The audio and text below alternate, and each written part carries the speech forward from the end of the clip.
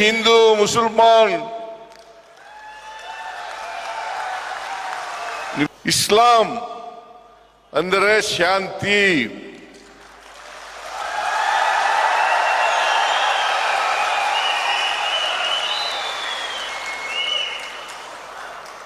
ಮೊಹಮ್ಮದ್ ಪ್ರವಾದಿ ಅಂದ್ರೆ ಶಾಂತಿ ದೂತ.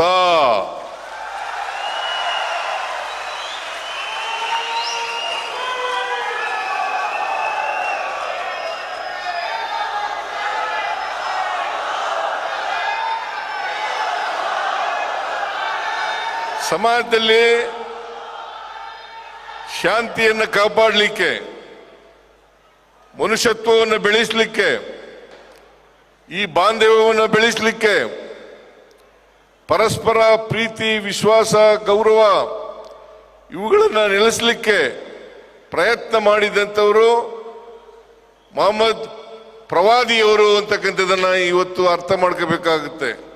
ಹೇಗೆ 12ನೇ ಶತಮಾನದಲ್ಲಿ ಬಸವಣ್ಣವರು ಸಮಾಜದಲ್ಲಿ ಜಾತಿ ಹೋಗ್ಬೇಕು, ವರ್ಗ ಹೋಗ್ಬೇಕು, ಎಲ್ಲರೂ ಕೂಡ ಸಮಾನತೆಯಿಂದ ಬಾಳಬೇಕು, ಮನುಷ್ಯತ್ವದಿಂದ ಬಾಳಬೇಕು, ಸಮಾನತೆ ಬರಬೇಕು, ಸಮಾಜ ನಿರ್ಮಾಣ ಆಗಬೇಕು ಅಂತೇಳಿ ಪ್ರಯತ್ನವನ್ನು ಮಾಡಿದ್ರು.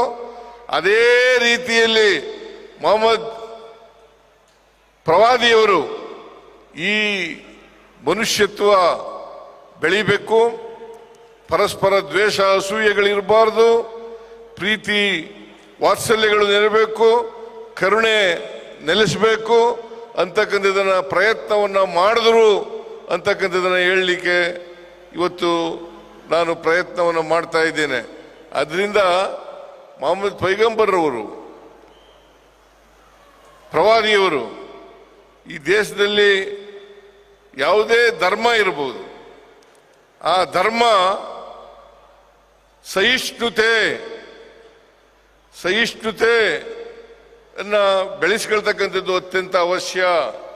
ನಮ್ಮ ಸಂವಿಧಾನದಲ್ಲೂ ಕೂಡ ಬಹಳ ಸ್ಪಷ್ಟವಾಗಿ ಹೇಳಿದ್ದಾರೆ,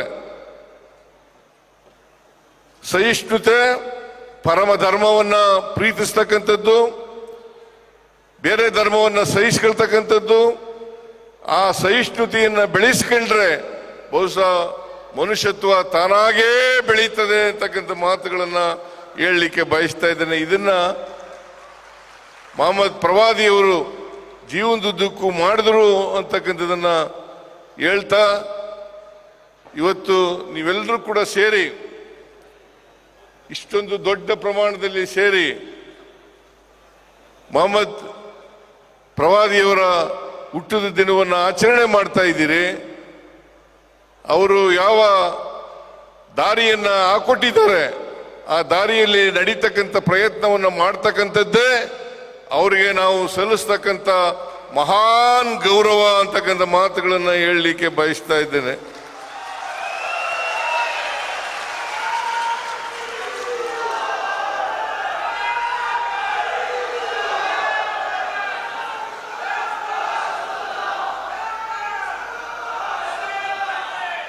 ಇವತ್ತಿನ ದಿನ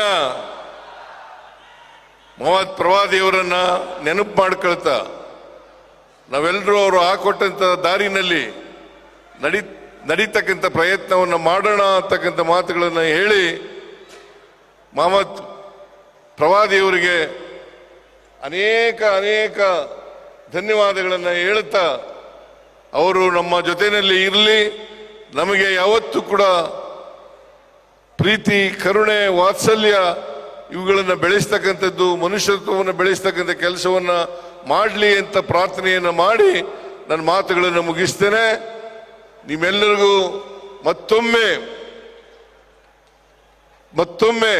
ಪ್ರವಾದಿ ಮೊಹಮ್ಮದರ ಜನ್ಮದಿನದ ಶುಭಾಶಯಗಳನ್ನು ಕೋರಿ ನನ್ನ ಮಾತುಗಳನ್ನು ಮುಗಿಸ್ತೇನೆ.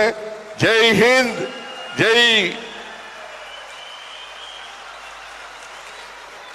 ಜೈ ಕರ್ನಾಟಕ, ಜೈ ಹಿಂದೂ ಮುಸಲ್ಮಾನ್. ನಿಮ್ಮೆಲ್ಲರಿಗೂ ನಮಸ್ಕಾರ.